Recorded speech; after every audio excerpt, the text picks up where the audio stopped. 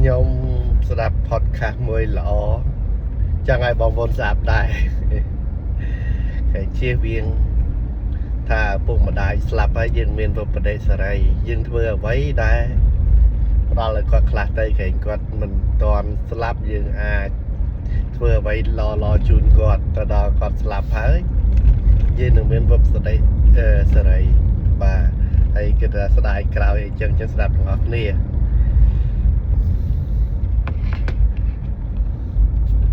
ពេលបាត់ម៉ាក់ទៅជីវិតខ្ញុំដូចផ្លាស់ប្ដូរទាំងអស់ហ្មងមនុស្សនេះធ្លាប់តែសើចបើមិនឃើញខ្ញុំសើចសប្បាយអញ្ចឹងពីមុនខ្ញុំសើចសប្បាយចេញពីចិត្តហ្មងឥឡូវហ្នឹងក៏ខ្ញុំសើចសប្បាយដែរគាត់ថាសើចបន្លប់ទុកតាំងពីម៉ាក់ខូចទៅមិនជឿរូបភាពអាល់ប៊ុមម៉ាក់ទាំងប្រមាណខ្ញុំមិនដែរចុចមើលហ្មងខ្ញុំលុបចោលទាំងអស់ហ្មងខ្ញុំមិនទុកទេខ្ញុំមិនចង់ឃើញទេខ្ញុំមិនចង់ត្រឡប់ទៅរត់ទៅការមើលឃើញរូបភាពនេះម្ដងទៀតខ្ញុំប្រាប់គាត់ថាទោះមិនដល់ឥឡូវពេលខ្ញុំយល់សពមិនមែនយល់សពឃើញម៉ាក់ខ្ញុំស្លាប់ទេណាខ្ញុំសពឃើញម៉ាក់រហូតយល់សពឃើញម៉ាក់ខ្ញុំរស់ហើយងល់ថ្ងៃខ្ញុំទៅដល់កោះទៅដល់ផ្ទះម៉ាក់កូនម៉ាក់ឈឺអញ្ចឹងកូនម៉ាក់ឈឺចុះអត់ដែរយល់សពឃើញម៉ាក់ស្លាប់ម្ដងណាហើយយល់សពឃើញគាត់រស់រហូតហើយបងប្អូនខ្ញុំគាត់ថាអញ្ចឹងគាត់ថាថ្ងៃហ្នឹងគាត់យល់សពឃើញម៉ាក់តែខ្ញុំយល់សពឃើញរយប់ហ្នឹងខ្ញុំយល់សពឃើញម៉ាក់ខ្ញុំរយប់ពេលដូចយល់សពឃើញដែរជីវិតមួយដែរទៅដល់ផ្ទះមានម៉ែធ្វើម្ហូបឲ្យដូចក្នុងរឿងគេនិពន្ធអញ្ចឹងមិនដូចម៉ាក់ធ្វើម្ហូបឲ្យពេលឈឺម៉ាក់ក៏ខ្យល់ម៉ាក់ទេមកស៊ូខ្ញុំមានអានឹងទាំងអស់ហើយដល់ពេលខ្ញុំម៉ាក់ខូចទៅបាត់ទៅខ្ញុំបាត់អានឹងគ្រប់យ៉ាងមានតែនៅក្នុងយល់សពមួយគាត់ទៅចាំម៉ាក់ជប់ម៉ាក់ខ្ញុំវិញមិនយល់អត់ខ្ញុំព្យាយាមលុបរូបម៉ាក់ចោលអស់ហើយមានទូរស័ព្ទទុកកុំព្យូទ័រខ្ញុំមិនដែរបាត់ folder ហ្នឹងសោះហ្មងមកដល់5ឆ្នាំហ្នឹងខ្ញុំបាត់បាន2ដងគាត់ពេលដែលបុនម៉ាក់តែខ្ញុំចូលទៅមើលហើយតែខ្ញុំលេខបងខ្ញុំចូលអត់បានបងអាចខ្ញុំលៀងរឿងហ្នឹងអត់ទេខ្ញុំព្យាយាមបំភ្លេចតែខ្ញុំអត់ទាន់ភ្លេចទេខ្ញុំលុបចោលទាំងអស់ហ្មងខ្ញុំអត់មើលទេខ្ញុំមិនថាមិនខ្ញុំស្ដាប់ជំរៀងម៉ាក់យំស្ដាប់អីយំអញ្ចឹងណាដោយសារខ្ញុំអត់ចង់ទទួលស្គាល់រឿងហ្នឹងណាពេលម៉ាក់គាត់នឹងក៏ផ្ដាំគាត់ថាបើសិនជាអត់ពីម៉ាក់ទៅហើយកុំប៉ឹងហូលលុយខ្លួនឯងកុំប៉ឹងបងប្អូនព្រោះអត់មានអ្នកគេជួយយើងទេគេមានកូនគេមើលដែរតែពេលម៉ាក់ខូចខ្ញុំត្រឡប់ខ្ញុំរត់មកពេញវិញហ្មងតែព្រោះខ្ញុំមិនចង់មកពីទេតែមានអ្នកគ្រូខ្ញុំគាត់សុខចិត្តមកពីពេញយូរខ្ញុំចេញពីផ្ទះព្រោះខ្ញុំអត់ចង់ចោលគាត់ពេលហ្នឹងម៉ាក់គាត់ឈឺនៅពេញខ្ញុំនៅពេញអញ្ចឹងយើងមកមួយគ្នាពីយើងមកម៉ែកូនមួយគ្នាដល់ពេលយើងទៅវិញទុកម៉ែចោលនៅផ្ទះហើយខ្ញុំមិនតែខ្ញុំមិននឹកគាត់តែខ្ញុំអត់ចង់ទៅវិញពេលដែលគ្រូខ្ញុំហៅខ្ញុំទៅពេញវិញខ្ញុំស្រែកយំទៅហូរយំហ្មងស្រែកយំដូចណាគេចាប់ទៅណាអញ្ចឹងខ្ញុំអត់ចង់ចេញពីផ្ទះហ្នឹងហ្មងខ្ញុំថាខ្ញុំមើលឃើញភ្លើងទៀនធូប100ថ្ងៃអត់ទាន់លុតហ្នឹងខ្ញុំមើលឃើញខ្ញុំស្ងោះខ្លួនឯងខ្ញុំដេកហើយខ្ញុំបន់ឲ្យតែឃើញឲ្យតែគាត់លោកខ្ញុំខ្ញុំបន់ឲ្យតែគាត់លោកហ្មងខ្ញុំចង់ឃើញគាត់ម្ដងទៀតហ្នឹងហើយគេថាមនុស្សស្លាប់7ថ្ងៃចេញមករអញ្ចឹងណាខ្ញុំអត់ដូចខ្ញុំធ្វើភ្នែកលំចេញខ្ញុំចង់ឃើញថាគាត់មកហៅគាត់អស់ចិត្តពេលអញ្ចឹងតែខ្ញុំអត់ទាន់អស់ចិត្តណាវាមិនអញ្ចឹងណាហើយកអាវល្អរបស់គាត់អញ្ចឹងខ្ញុំទិញឲ្យគាត់អញ្ចឹងគេទាយកទៅដុតទៅមនុស្សស្លាប់គេទាទៅដុតគេទាឲ្យចែកខ្ញុំសប្បាយជុំហ្មងខ្ញុំថាអត់ទេកុំដុតកអាវរឿងកៅខ្ញុំទិញឲ្យគាត់ខ្ញុំសុំបានអត់